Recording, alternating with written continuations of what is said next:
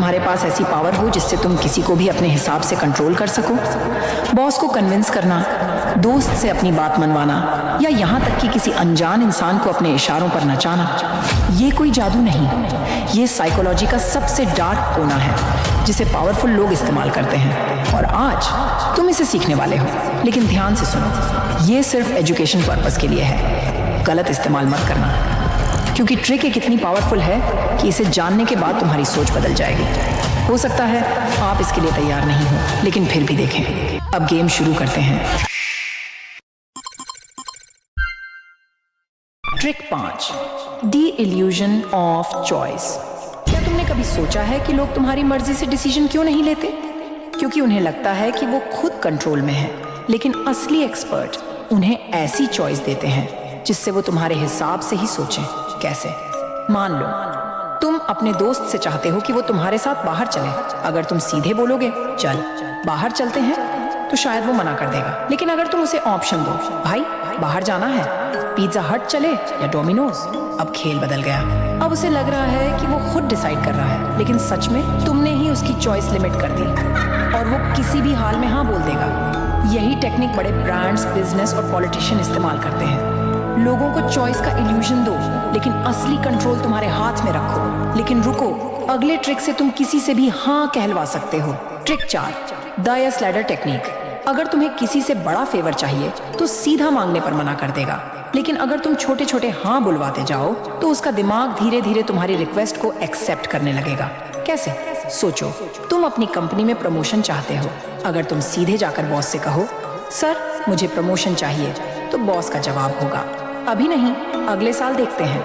लेकिन अगर तुम इसे यस लैडर से अप्रोच करो, पहले छोटा फेवर मांगो, सर क्या मुझे इस नए क्लाइंट मीटिंग का हिस्सा बनाया जा सकता है? मैं थोड़ा एक्सपीरियंस लेना चाहता हूँ। अब थोड़ा बड़ा स्टेप, सर क्या मैं इस प्रोजेक्ट के कुछ एक्स्ट्रा रिस्पॉन्सिबिलिटीज ले सकता हूँ? अब बॉस को हाँ कहने की आदत पड़ चुकी है। सर क्या मैं लीडरशिप वर्कशॉप में जा सकता हूँ? इससे मेरी स्किल्स और बेहतर होंगी। अब आखिरी स्टेप, सर मैंने इस साल एक्स्ट्रा जिम्मेदारियां उठाई हैं, क्लाइंट्स भी खुश हैं, क्या अब मेरी प्रमोशन अप्लाई करने की संभावना बन सकती है? अब क्या होगा? बॉस पहले ही 3 से 4 बार हाँ बोल चुका है, तो अब तुम्हारी प्रमोशन की रिक्वेस्ट पर नहीं कहना मुश्किल हो जाएगा। उसे भी महसूस होगा कि तुमने धीरे धीरे अपनी वैल्यू दिखा दी है और प्रमोशन के लायक बन चुके हो। यही ट्रिक सेल्समैन, पॉलिटिशियन और लीडर्स यूज करते हैं। लोगों को छोटे छोटे हाँ बुलवाने की आदत डालो, फिर बड़ा फेवर मांगो। अगले ट्रिक से तुम किसी का भी गिल्टी बटन दबा सकते हो।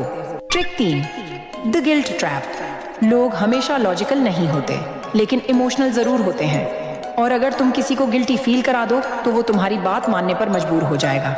कैसे? अगर तुम किसी से उसकी गाड़ी मांगना चाहते हो तो सीधा मत मांगो, भाई क्या मैं तेरी कार ले सकता हूँ? 90% लोग मना कर देंगे। बल्कि ये कहो, यार मैंने हमेशा तेरी हेल्प की है, पिछली बार तुझे 2000 रुपए दिए थे, याद है? अब बस एक छोटा सा फेवर चाहिए, कार मिल सकती है। अब सामने वाले को गिल्ट फील होगा कि उसने तुमसे पहले हेल्प ली थी और वो ना नहीं कह पाएगा। अगले ट्रिक से तुम किसी की भी मेमोरी को बदल सकते हो। Trick 2, false memory planting. हमारी यादें परफेक्ट नहीं होती। हम जितना सोचते हैं उतना भरोसेमंद हमारा दिमाग नहीं है, और स्मार्ट लोग इस कमजोरी का फायदा उठाते हैं। अगर तुम किसी को बार बार एक झूठी बात कहो तो उनका दिमाग इसे सच मानने लगेगा। मान लो कोई पॉलिटिशियन चुनाव जीतना चाहता है, लेकिन उसकी इमेज लोगों के बीच उतनी मजबूत नहीं है।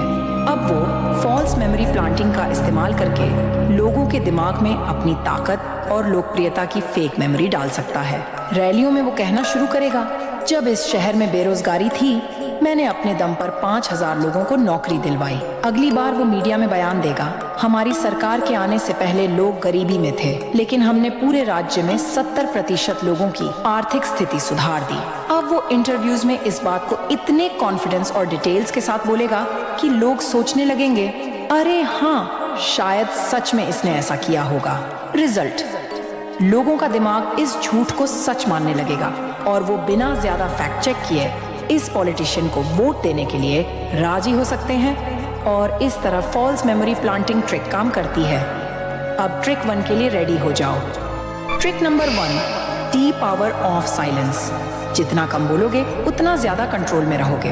ब्रेन साइकोलॉजी क्यों कहती है कि खामोशी में ताकत है?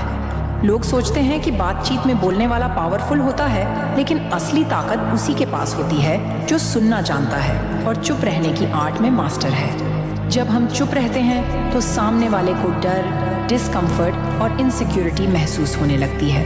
इंसान की नेचुरल आदत होती है कि वो ऑकवर्ड साइलेंस को भरने के लिए बोलता है। कैसे अप्लाई करें?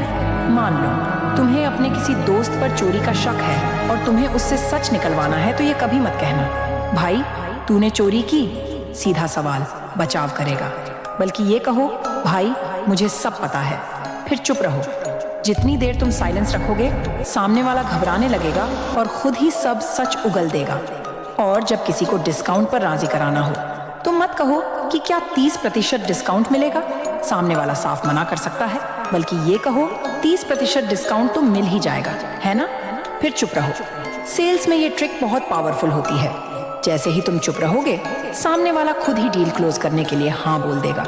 जब किसी डिबेट में जीतना हो, अगर तुम्हारा कोई दोस्त या दुश्मन बहस में कुछ भी तर्क दे रहा हो, तो बजाय बहस करने के बस चुपचाप उसकी आंखों में देखो और मुस्कुराओ। सामने वाला खुद ही सेल्फ डाउट में अपने पॉइंट को कमजोर कर देगा।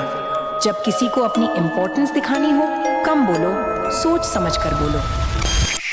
इसलिए ज्वाइन करो golden facts. Subscribe for more. सीखो लोगों को कंट्रोल करना।